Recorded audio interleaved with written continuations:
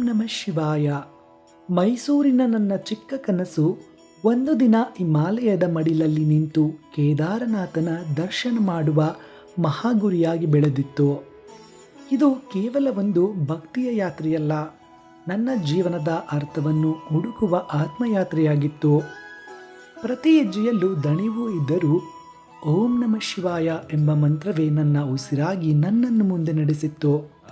ಪರ್ವತಗಳ ನಡುವೆ ಕೇಳಿಬಂದ ಗಾಳಿಯ ಸದ್ದನ್ನು, ಹರಿಯುವ ಮಂದಾಕಿನಿಯು ನಾದವನ್ನು, ಶಿವನೇ ನನ್ನೊಂದಿಗೆ ಮಾತನಾಡುತ್ತಿರುವ ಅನುಭವವಾಯಿತು.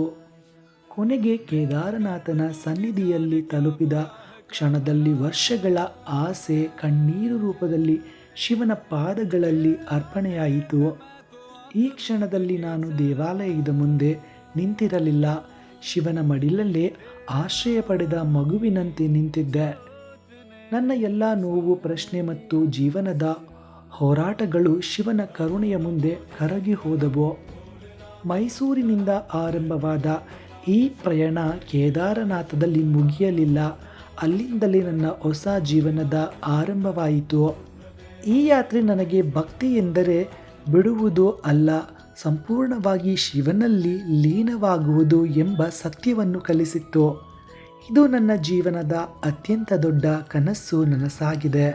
ಕೇದಾರನಾಥವು ನನ್ನ ಗುರಿಯಷ್ಟೇ ಅಲ್ಲ, ನನ್ನ ಬದುಕಿನ ಮೂಲ, ಅರ್ಥ ಮತ್ತು ಆತ್ಮದ ನೆಲೆ, ಜೊತೆಗೆ ಶಿವನ ಅನಂತ ಪ್ರೀತಿಯ ಶಾಶ್ವತ ಸಾಕ್ಷಿಯಾಗಿದೆ.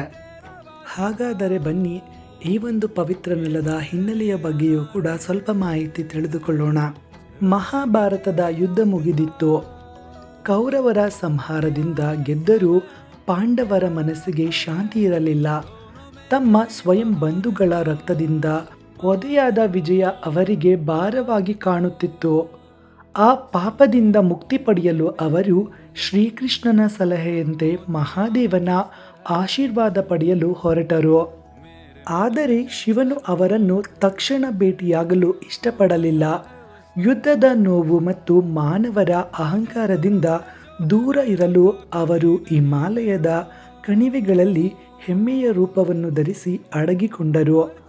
ಪಾಂಡವರು ಹಿಮಾಲಯದ ದಟ್ಟ ಕಾಡು, ಹಿಮಾಚಲ ಪರ್ವತಗಳ ಮತ್ತು ನದಿಗಳನ್ನು ದಾಟುತ್ತಾ ಶಿವನನ್ನು ಹುಡುಕಾಡುತ್ತಲೇ ಸಾಗಿದರು. ಒಂದು ದಿನ ಭೀಮನ ಕಣ್ಣಿಗೆ ಒಂದು ವಿಚಿತ್ರ ಎಮ್ಮೆ ಕಾಣಿಸಿತು. ಅದು ಸಾಮಾನ್ಯ ಎಮ್ಮೆಯಲ್ಲ ಎಂದು ಅನುಮಾನ ಅವನಿಗೆ ಬಂತು. ಕೂಡಲೇ ಭೀಮನು ತನ್ನ ಬಲಿಷ್ಠ ಕಾಲುಗಳನ್ನು 2 ಪರ್ವತಗಳ ಮೇಲೆ ಇಟ್ಟು ಎಮ್ಮೆ ತಪ್ಪಿಸಿಕೊಂಡಿದ್ದಂತೆ ದಾರಿಯನ್ನು ಮುಚ್ಚಿದನು. ಆಗ ಆ ಎಮ್ಮೆ ಭೂಮಿಯೊಳಗೆ ಅಡಗಲು ಪ್ರಯತ್ನಿಸಿತು. ಭೀಮನು ಅದರ ಬೆನ್ನಿನ ಭಾಗವನ್ನು ಬಿಗಿಯಾಗಿ ಹಿಡಿದನು. ಆ ಕ್ಷಣದಲ್ಲಿ ಎಮ್ಮೆಯ ರೂಪದಲ್ಲಿದ್ದ ಮಹಾದೇವನು ತನ್ನ ದಿವ್ಯ ಸ್ವರೂಪವನ್ನು ತೋರಿಸಿ ಪಾಂಡವರ ಮುಂದೆ ಪ್ರತ್ಯಕ್ಷರಾದರು. ಪಾಂಡವರು ಪಶ್ಚಾತ್ತಾಪ ಮತ್ತು ನಿಷ್ಠೆಯನ್ನು ಕಂಡ ಶಿವನು ಪ್ರಸನ್ನನಾಗಿ ಅವರಿಗೆ ಪಾಪ ವಿಮೋಚನೆ ವರವನ್ನು ನೀಡಿದನು. ಎಮ್ಮೆಯ ಬೆನ್ನಿನ ಭಾಗವೇ ಕಾಣಿಸಿಕೊಂಡ ಸ್ಥಳವೇ ಇಂದು ಪೂಜಿಸಲ್ಪಡುತ್ತಿದೆ. ಶಿವನ ದೇಹದ ಇತರೆ ಭಾಗಗಳು ಹಿಮಾಲಯದ ಬೇರೆ ಬೇರೆ ಸ್ಥಳದಲ್ಲಿ ಪ್ರತ್ಯಕ್ಷವಾದವು ಎಂದು ನಂಬಲಾಗಿದೆ. ಅವುಗಳೇ ಪಂಚಕೇದಾರಗಳು, ತುಂಗನಾಥ, ರುದ್ರನಾಥ, ಮಧ್ಯಮಹೇಶ್ವರ, ಕಲ್ಪೇಶ್ವರ ಮತ್ತು ಕೇದಾರನಾಥ.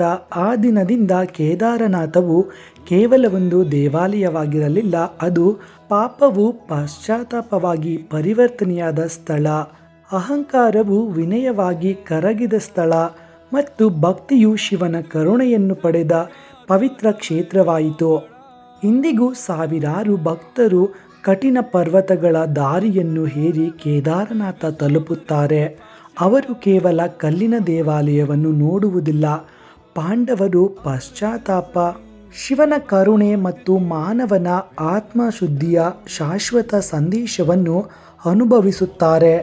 ಆದ್ದರಿಂದಲೇ ಕೇದಾರನಾಥ ಯಾತ್ರೆ ಒಂದು ಪ್ರವಾಸವಲ್ಲ, ಅದು ಮನುಷ್ಯನ ಹೃದಯದಿಂದ ಶಿವನ ಹೃದಯದೊಳಗೆ ಸಾಗುವ ಆತ್ಮಯಾತ್ರೆಯಾಗಿದೆ.